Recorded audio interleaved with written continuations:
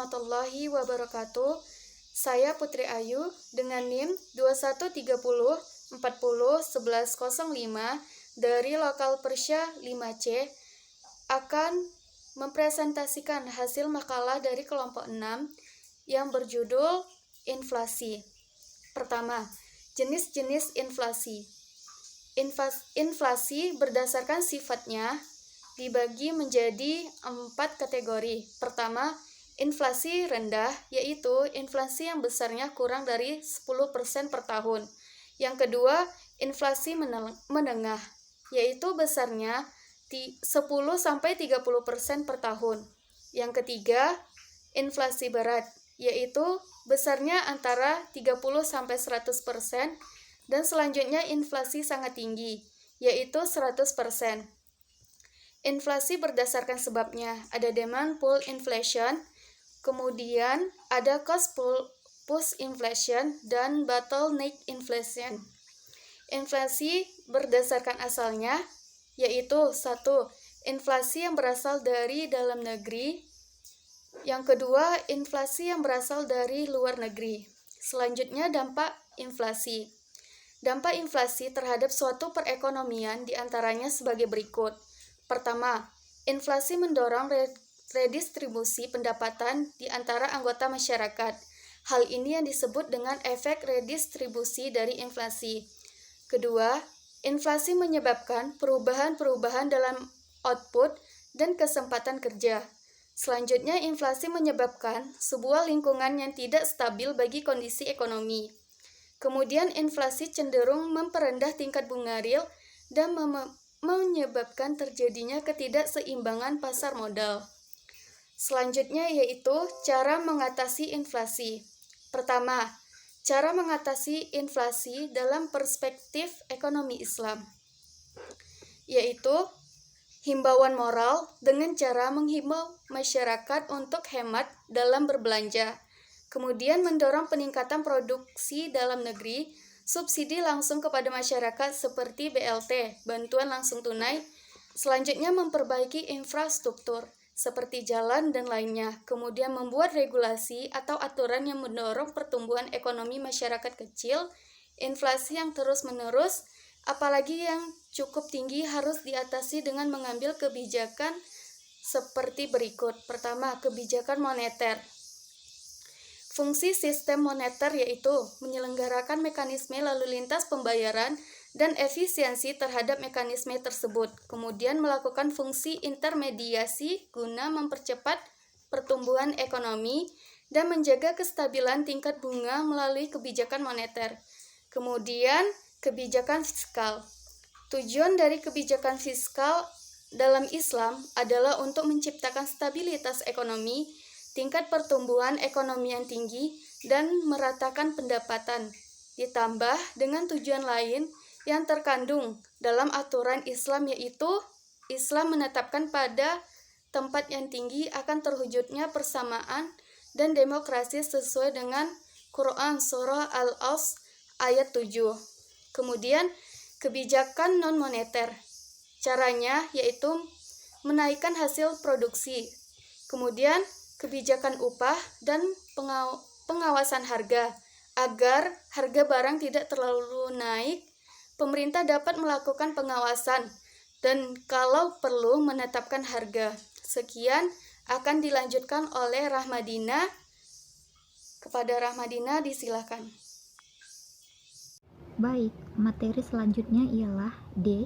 Inflasi dalam ekonomi Islam. Inflasi adalah kenaikan harga secara terus-menerus dalam jangka waktu tertentu.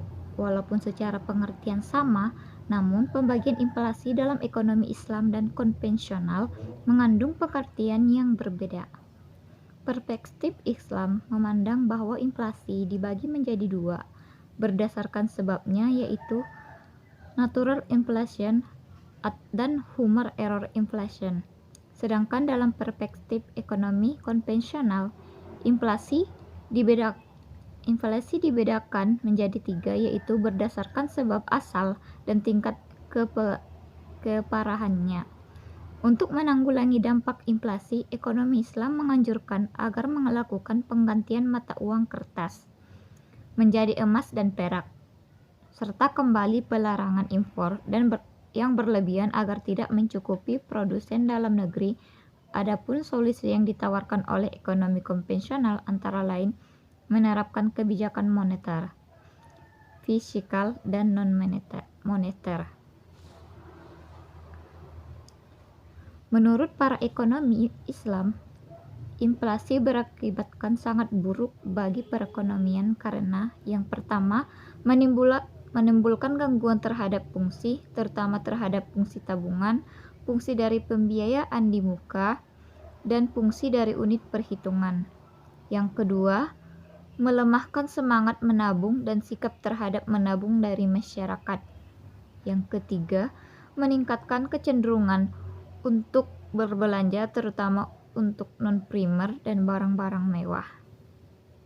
Yang keempat, mengarahkan investasi pada hal-hal yang non-produktif, yaitu menumpukan kekayaan seperti tanah, bangunan, logam mulia, mata uang asing dengan pengorbanan investasi ke arah positif seperti pertanian, peternakan, pertambangan, industri, perdagangan, transportasi, jasa, dan lainnya. Materi selanjutnya yaitu ayat Al-Quran mengenai ekonomi. Yang pertama itu terdapat pada surah Al-Baqarah ayat 275 yang artinya orang-orang yang memakan riba tidak dapat berdiri kecuali seperti orang yang berdiri sempoyongan karena kesurupan setan. Dengan itu terjadi karena mereka berkata bahwa jual beli itu sama dengan riba.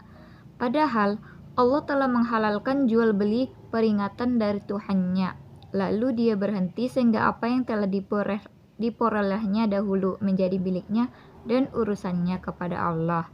Siapa yang mengulangi transaksi riba, mereka itulah penghuni neraka, mereka kekal di dalamnya.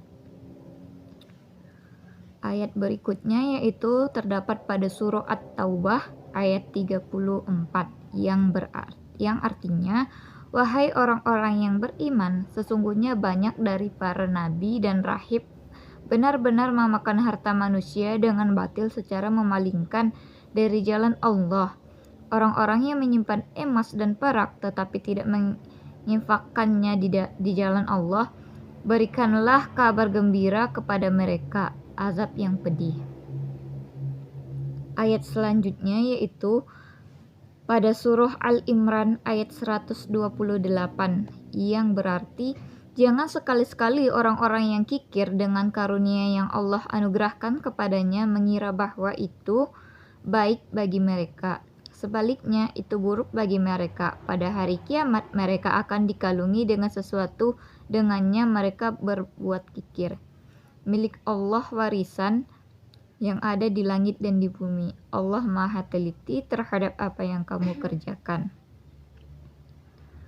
Ayat selanjutnya yaitu terdapat pada surah Al-Luqman ayat 19 yang berarti, berlakulah wajar dalam berjalan dan lembutkanlah suaramu. Sesungguhnya seburuk-buruk suara ialah suara keledai.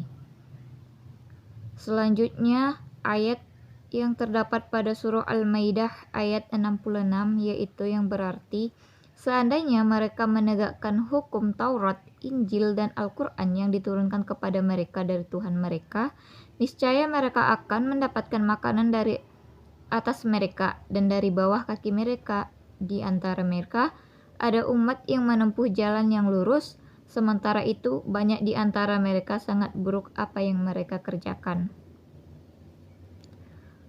Ayat selanjutnya ialah terdapat pada surah An-Nisa ayat 29 yang artinya, wahai orang-orang yang beriman, janganlah kamu memakan harta sesama kamu dengan jalan yang batil, kecuali berupa perniagaan atas dasar suka sama suka di antara kamu. Janganlah kamu membunuh dirimu sendiri, sesungguhnya Allah Maha Penyayang kepadamu. Sekian pembacaan materi dari saya.